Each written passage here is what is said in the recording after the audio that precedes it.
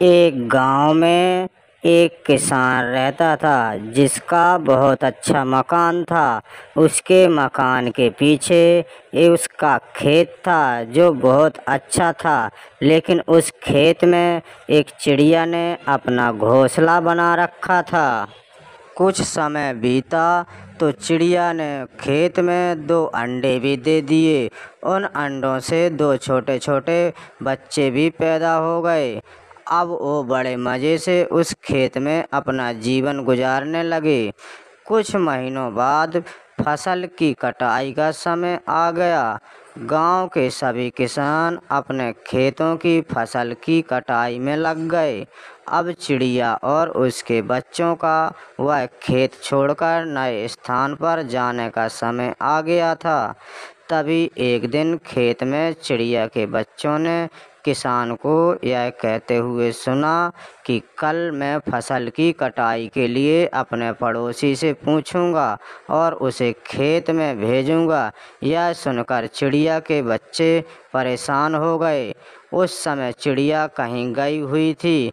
जब वह वापस लौटी तो बच्चों ने उस किसान की बात बताते हुए कहा, माँ, आज हमारा यहाँ अंतिम दिन है। आज रात हमें यहाँ से छोड़कर दूसरे स्थान की तरफ निकलना पड़ेगा।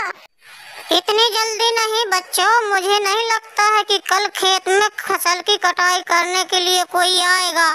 चिड़िया की कही हुई बात सही साबित हुई और खेत की फसल की कटाई रुक गई और वो फसल की कटाई करने कोई नहीं आया।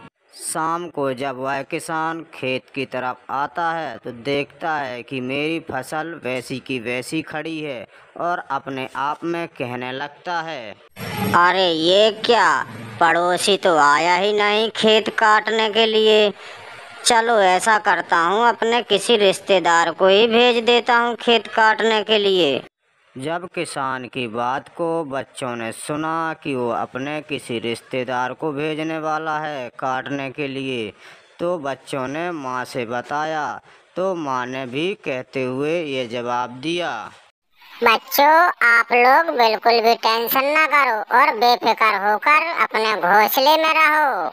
अगली शाम जब वो किसान अपने खेत की तरफ आता है और देखता है कि खेत तो जैसा का तैसा ही लगा है, तो अपने आप में ही बुदबुदाने लगता है, अरे ये क्या, मेरे खेत तो कोई काटने ही नहीं आता है। मेरी बात लगता है इनके कानों तक नहीं पहुंचती है। चलो ऐसा करता हूँ, मैं खुद ही कल अपने खेत को काटने के लिए आता हूँ।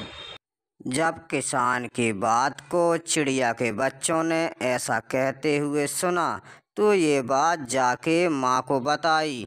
तो माँ ने कहा, बच्चों, अब समय आ गया है हमें एक खेत छोड़ने का। अब हम ये जगह छोड़ के दूसरी जगह चले जाएंगे।